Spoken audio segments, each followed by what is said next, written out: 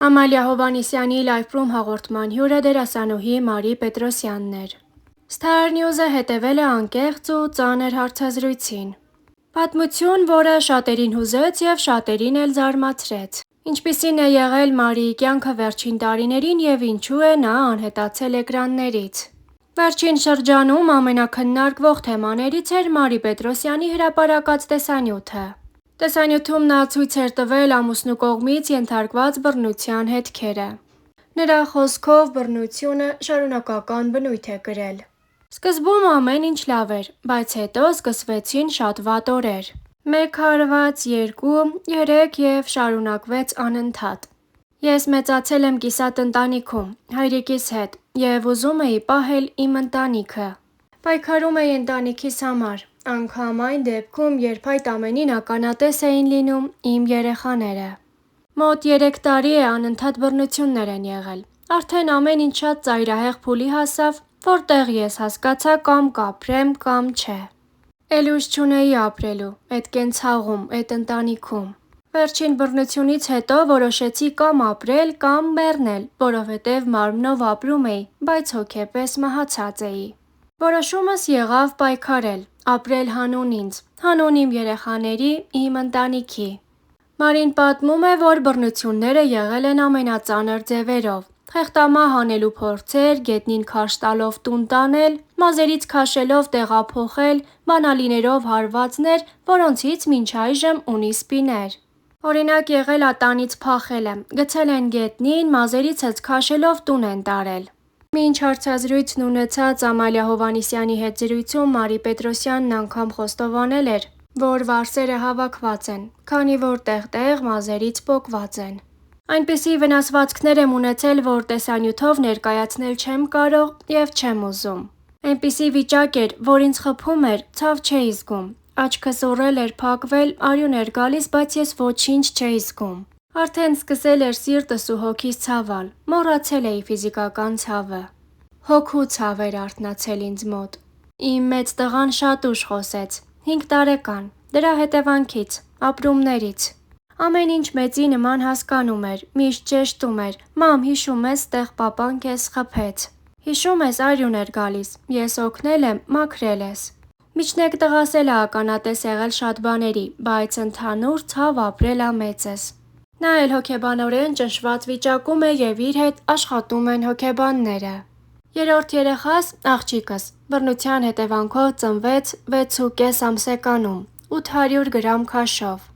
Մարին պատմում է նաև, թե ինչպես են շարունակական նվաստացումները կործանել իր ինքնագնահատականը։ Ինքնագնահատականիս վրա էր շատ ազդել նաև վերջին շրջանում։ Ամուսինս հաճախ էր ասում՝ տգեղ ես, համակրելի չես։ Ինքս ինձ սկսել էի էդպես ընկալել, որ ես լավը չեմ, ինչպես ինքն էր նշում։ Լավը չեմ որպես կին, որպես մայր, որպես աղջիկ, տարբեր առումներով ինքնագնահատականս ցածր կետում էր։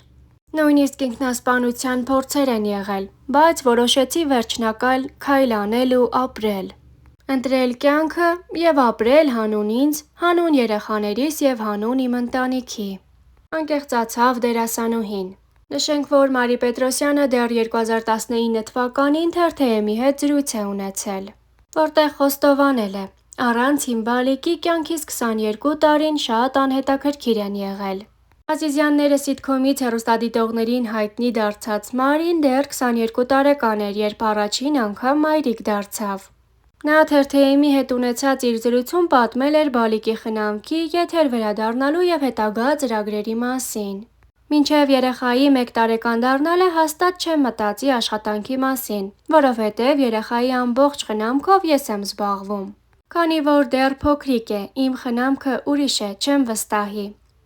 Որոշել եմ մինչև իր 1 տարեկան լռանալն ամբողջությամբ ինքս զբաղվել իրենով և աշխատանքի մասին չմտածել, ասել էր Մարին։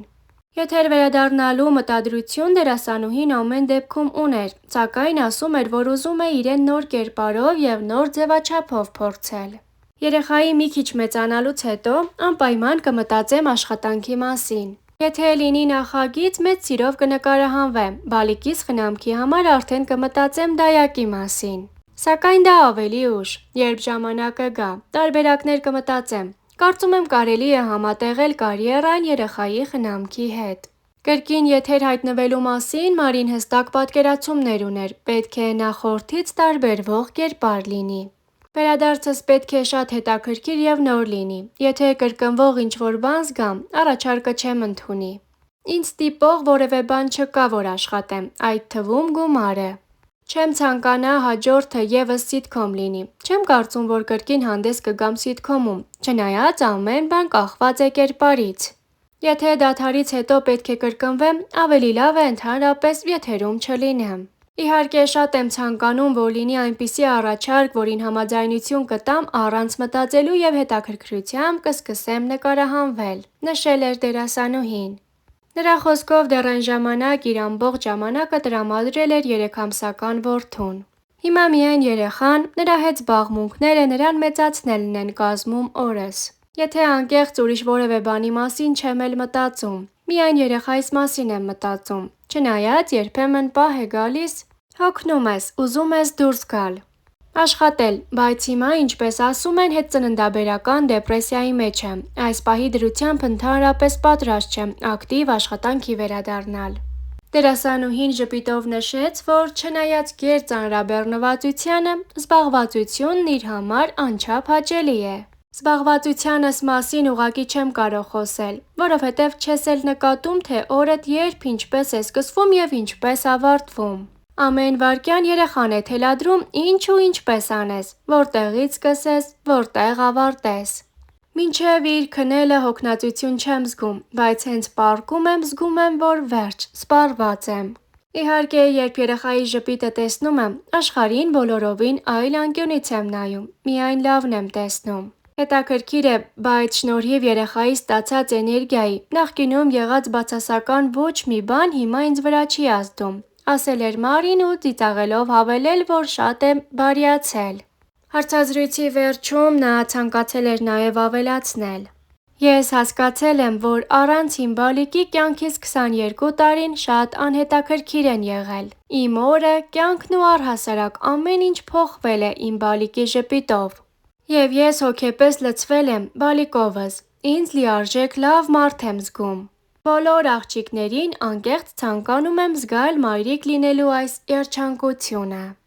Դեռ 2019 թվականին այսպիսի անկեղծ զրույց էր ունեցել Մարի Պետրոսյանը Թերթ-ԵՄ-ի հետ զրույցում։